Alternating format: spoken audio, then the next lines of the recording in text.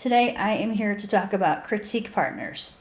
And if you are going to be searching for one soon, it means that you have a book done. You have a book that's ready to go.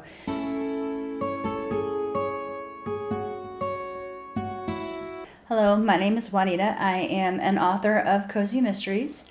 The reason why I am talking about critique partners at this time is that Meredith Phillips writes. She is another author tuber who is creating a group called the Critique Partner Matchup.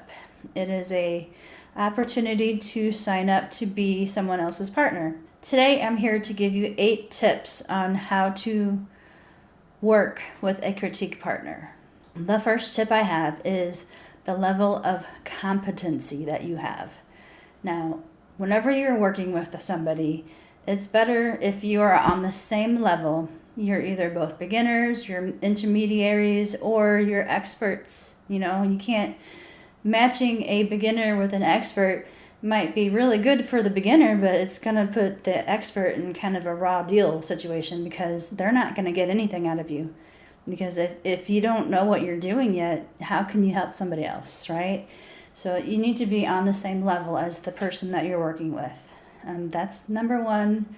And the second one is just as important, if not more important, is to have the similar genre in mind. I mean, there's a lot of mixed genres out there nowadays, but I mean, like, whether you like romance, which seems to be in every book these days, you could be like a cozy mystery person like me. You could be like a person who likes to write horror stories, or you can be like a sci-fi fantasy person.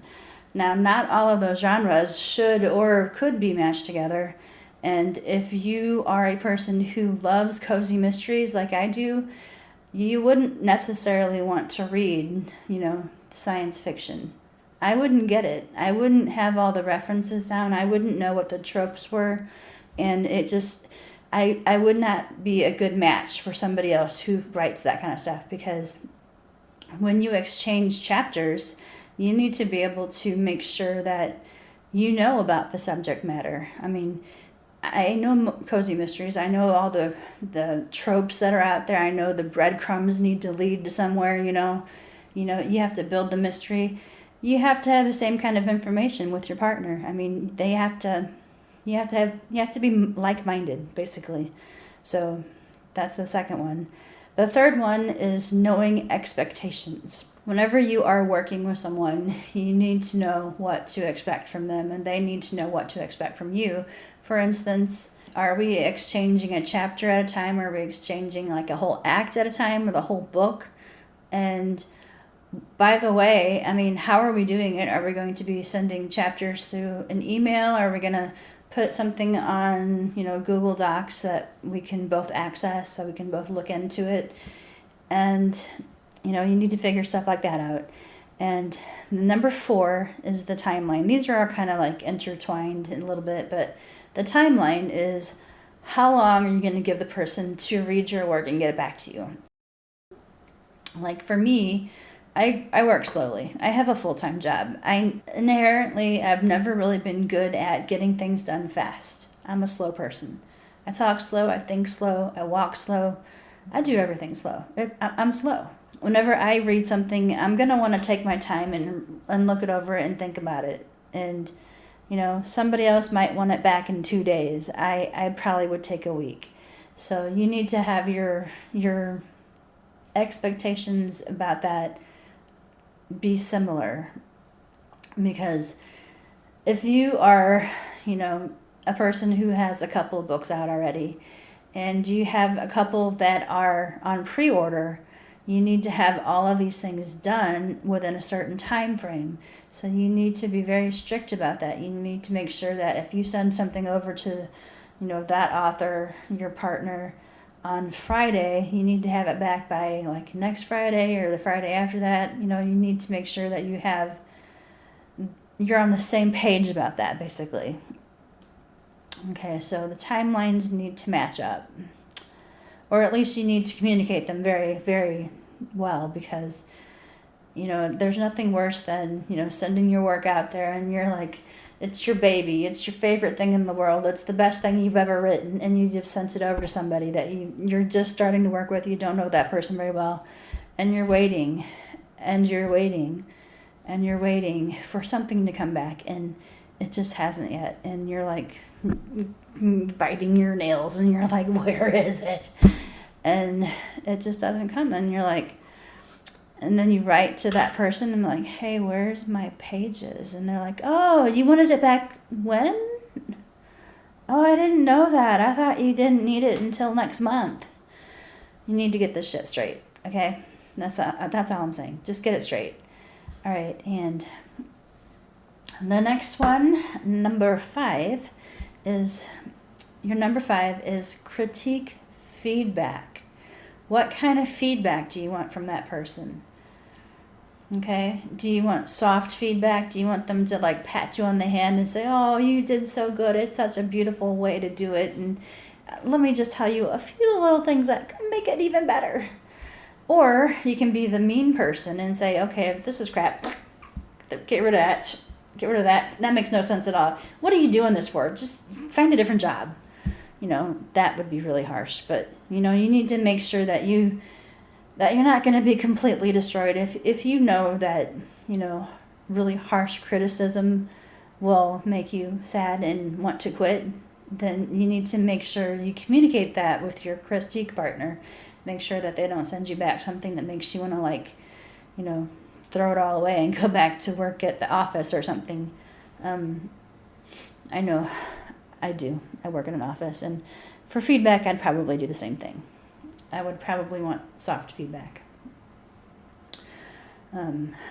Constructive criticism is what they call it. So that's definitely what I would want. And so that's one thing, okay?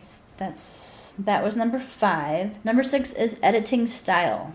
And number 6 is something that might be, I don't know, something that you learned back in English class and, back in the 10th grade or something. Or I know that there's like a universal way to edit things, like in the back of a Stephen King on writing. It gives you like a sample page of his work and how he edits it and stuff like that. So you need to make sure that your writing style or your editing style is understood to your critique partner, and you understand their way of editing and what all the symbols mean and what does that line mean, and you need to get all that stuff straight. So there you go. Number 7 is a questionnaire. Now on the questionnaire, you might want to ask specific questions.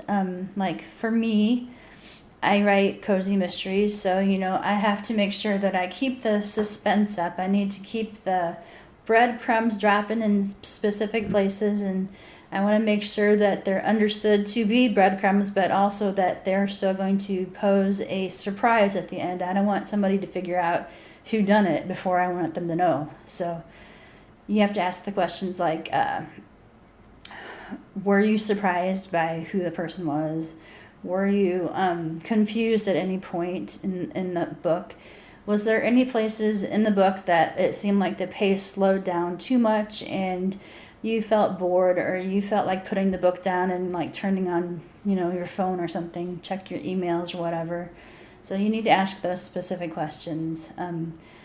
Anything that doesn't make sense, any inconsistencies, for instance, if on page 5, your main character had blonde hair, blue eyes, and then on page 200, she suddenly had brown hair and brown eyes. That might be confusing for the reader. So you need to make sure that you have all of those inconsistencies, consistent. Okay, the battery died, and now I have it plugged into the outlet. And so I'm holding this at a strange angle, and this isn't going to last very long because it's already getting hard. Okay. So number 8 was to ask for a sample. If you are planning on exchanging chapters, ask them, to look over one chapter or one couple of pages or something. Ask them to review it, to critique it, whatever, and get it back to you. So you know how they go about things. You know what their style is like, and you get a sense of what it's going to be like to critique partner with this person before you actually commit. Meredith Phillips Wrights is the author tuber who is doing the critique partner matchup. So make sure that you go check out her channel. I'm going to post it down below. And I think she might have something on her channel about this video or something. I'm not really sure how it's going to work, but go check it out and you can sign up to be a critique partner. Thank you so much for stopping by today. I hope to see you in my next video. I hope to see you guys later, okay? Have a good day. Bye.